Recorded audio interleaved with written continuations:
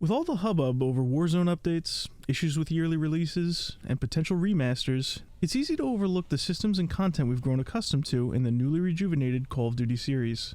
When the reboot of Modern Warfare launched in 2019, it brought with it a new staple to the series, Gunsmith. It completely revamped how Call of Duty handled attachments, going from a pool of shared features to a long list of individual components for each weapon, letting you change the look and feel of your weapons like never before.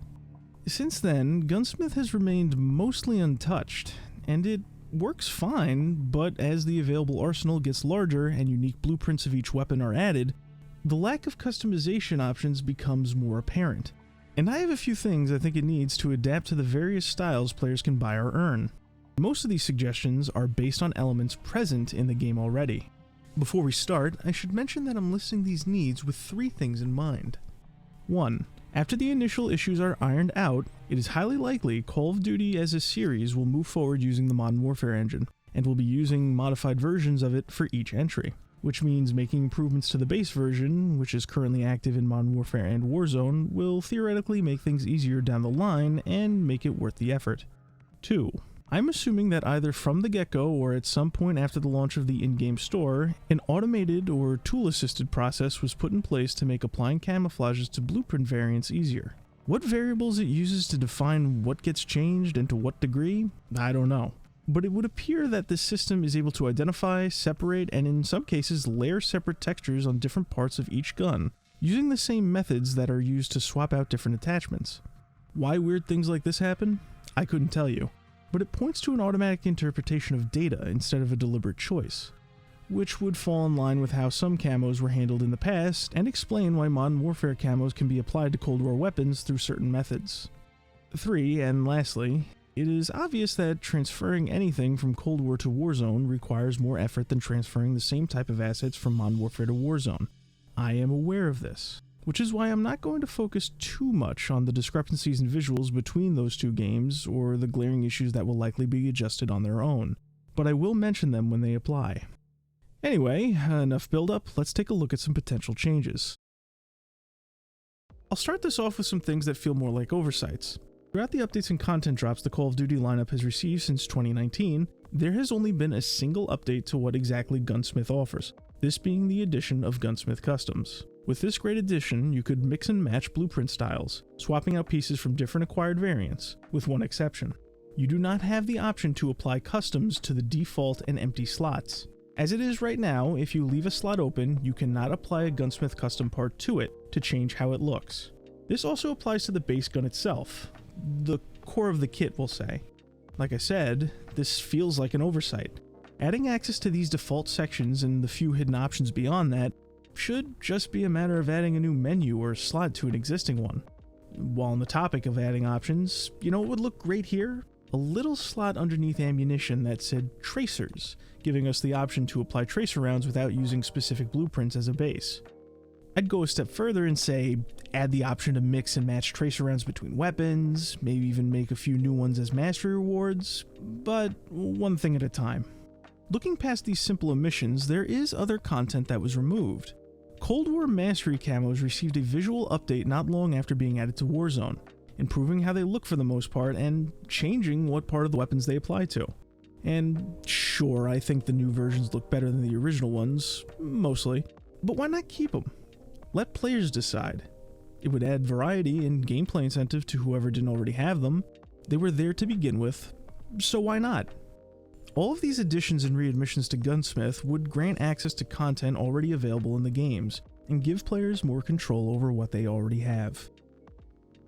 Next up is something as simple and basic as it sounds, the option to apply multiple camos to a single gun, on different individual pieces, using the same parameters Gunsmith seemingly sets, as attachments, custom parts, and different segments of weapons already handle camouflages in a variety of ways, with partial, full, and unique patterns.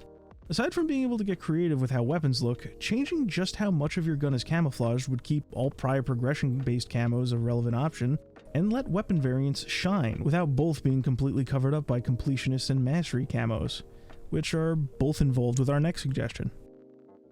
Something you notice right away when looking at or unlocking Completionist camos is that, alongside color, each has a distinct textured style. Gold uses an engraved version of the topography or topo line of camos. Platinum takes from the digital camos. Damascus is unique, taken from actual forged Damascus steel. And Obsidian is also unique, with a carved glass style. My question is, why not split the pattern from the color, unlocking both as an option, so you could mix and match the colors and how they are put on weapons?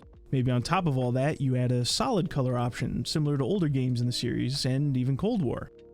Speaking of which, Cold War's Mastery camos don't have as big a distinction between each and look painted on, with a sheen of gold, texture of diamond, and flow effect of DM Ultra being placed over existing material. That's fine, and it maintains details like scratch and scuff marks, but there's still room for improvement. Each one has a distinct secondary finish. Gold and DM Ultra have a jet black color, while diamond has gold. Given that they are simple colors laid on top of the various weaponry and not complex patterns, it shouldn't be too much trouble to let you switch between secondary finishes. What is a bit more complex are some of the variants available. At this point, there are a massive amount of different blueprints available, with 50 or more being added each season. Some are simple color changes, some are elaborate canvases, and others have different accessories and ornaments on them. Just about all of them handle camos differently, although some seem to follow a few rules. I already talked about individual components, but a lot of these blueprints place decals and other markings on the guns. Modern Warfare weapons tend to put the camos underneath these markings, or at minimum leaves a distinct outline or imprint of them behind, essentially blending them into the camouflage.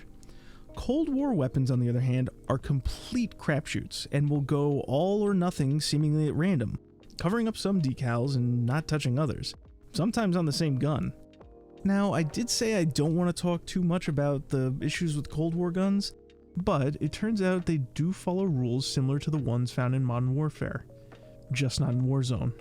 Which means the data that makes the distinction is there somewhere, and is either being misinterpreted or ported over in a way that changes or ignores it altogether. Also from Cold War, reactive and masterwork guns either get more attention than other blueprints or have built-in values that preserve their unique visuals, which will make them consistently have some kind of presence regardless of the camo used, with engravings on them, or having the evolving effect bleed through them in some way. And this can actually look pretty cool. My point in all this is that traditional camouflage rewards are frequently butting heads with premium weapon variants, and that letting players choose how the two interact using a layering system would be a better solution than manually adjusting a single outcome for all players. To end our list, the simplest of all suggestions. As the arsenal of available weapons gets bigger, Gunsmith, and Create a Class as a whole, need to expand how many options we can save. In Cold War, Gunsmith Customs has 10 save slots per gun. Warzone and Modern Warfare range from 3 to 5 slots, depending on the weapon. Bringing all weapons to 10 should be enough for the foreseeable future and give plenty of room to experiment with different styles. For Create a Class, I think it's time a second column was added, bringing the total available slots to 20, which would handle the influx of weapons without overburdening the loadout selection screen in Warzone. Now, will any of this happen? Probably not. At least not in the near future, that's for sure.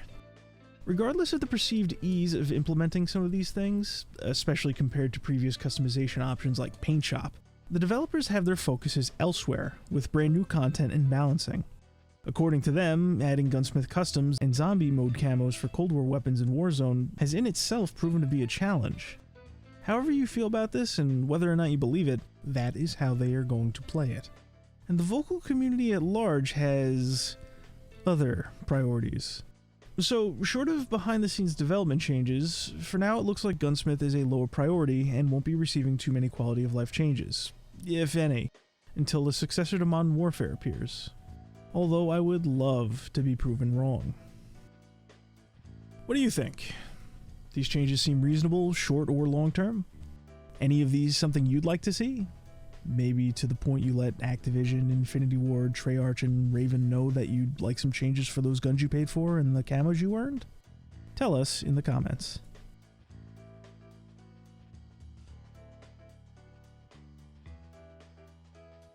If you aren't too busy shouting about the meta and asking for preemptive nerfs, that is.